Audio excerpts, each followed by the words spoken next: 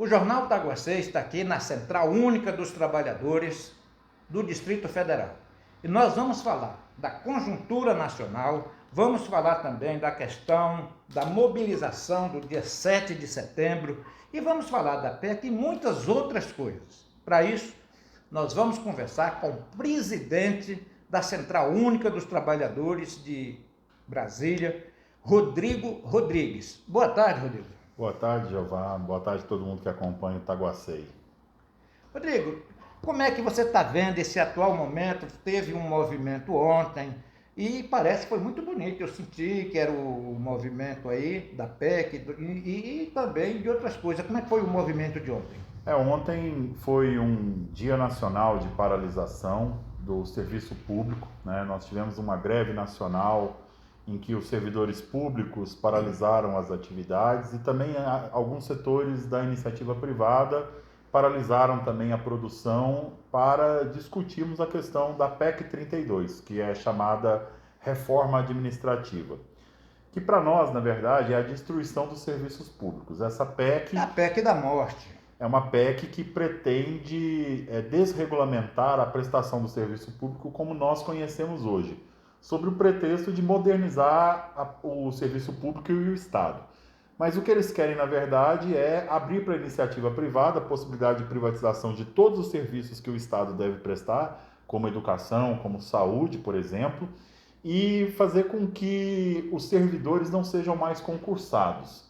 Isso significa que pode abrir 90 mil vagas de indicação de pessoas não qualificadas. Se é qualificado ou não é outra discussão, mas o fato é que as pessoas ocuparão espaço no serviço público indicados pelos políticos de plantão, então estarão a serviço desse político, não a serviço da sociedade. O servidor concursado, ele permanece independente de qual governo esteja, quem foi eleito para exercer o poder, mas o indicado não, o indicado vai junto com o político, né? E sai quando ele sai também. Isso significa que nós não teríamos visto acontecer o que aconteceu na CPI da Covid, que um servidor público de direita, diga-se de passagem, foi lá e denunciou um esquema de corrupção no governo do Bolsonaro. Mas ele só fez isso porque ele tem a garantia da estabilidade que é dada ao servidor público. Se acabar com isso, o servidor indicado por político, ele não vai fiscalizar o político que o indicou. Então nós podemos ter uma abertura para maior corrupção. Por isso que alguns estão chamando de PEC da corrupção ou PEC da rachadinha. Estão dizendo que é o marco regulatório da corrupção essa PEC. Outra coisa, Rodrigo, vocês aqui da Central Única dos Trabalhadores e outras centrais, junto com vários sindicatos, estão aí preparando uma mobilização para o dia 7 de setembro. Como é que vocês estão preparando isso? E essa reunião, aonde é que vai ser a concentração, como é que vai ser? Nós temos uma campanha nacional pelo Fora Bolsonaro que tem definido o funcionamento das ações nacionais, né? A campanha nacional Fora Bolsonaro definiu o dia 7 de setembro como uma data para se realizarem atos em todo o Brasil, denunciando os desmandos desse governo que está aí, genocida, um governo que desrespeita a vida, que nega a ciência, como nós temos acompanhado. Então, dia 7 de setembro é a próxima data de ato. Aqui em Brasília ainda não está definido qual vai ser o local da concentração.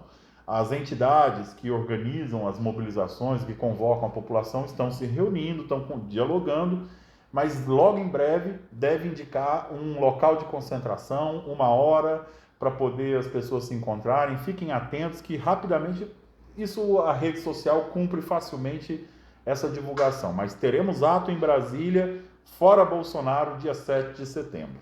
Rodrigo, a Central Única dos Trabalhadores, e você que é um militante, presidente, muito atuante e está acompanhando muito bem a questão da CPI da Covid. E a CPI da Covid veio para provar que o governo Bolsonaro veio para ser negacionista, veio para roubar, trouxe um monte de militares que não tem nada a ver com as Forças Armadas, mas também veio para roubar também.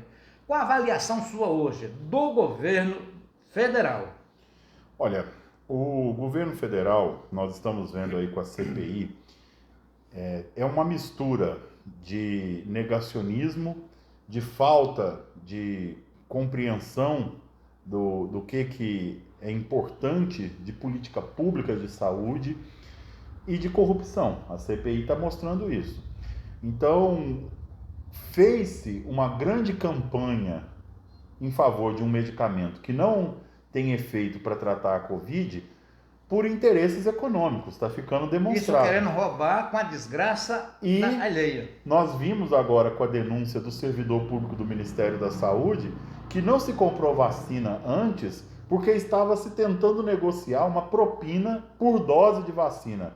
$1. $1 é o que vale a vida da pessoa que morreu. Então, quem está acompanhando, aquele seu parente, aquele seu amigo que veio a falecer em razão da Covid, para o governo federal, a vida dele valia $1, que é por isso que o governo não comprou antes as vacinas, porque não fez acordo da propina que desejava.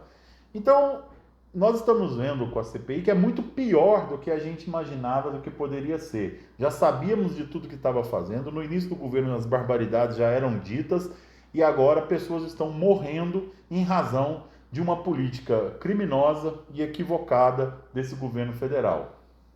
Rodrigo, sendo que você já falou na questão do governo federal, eu outro dia fiz uma entrevista com a nossa querida Rosilene, né? Rosilene, e nós falamos da questão da volta às aulas de um problema errado.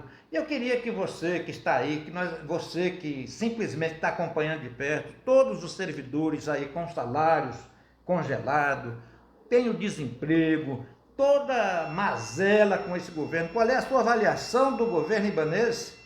Olha, o governo ibanês também segue a cartilha do governo Bolsonaro.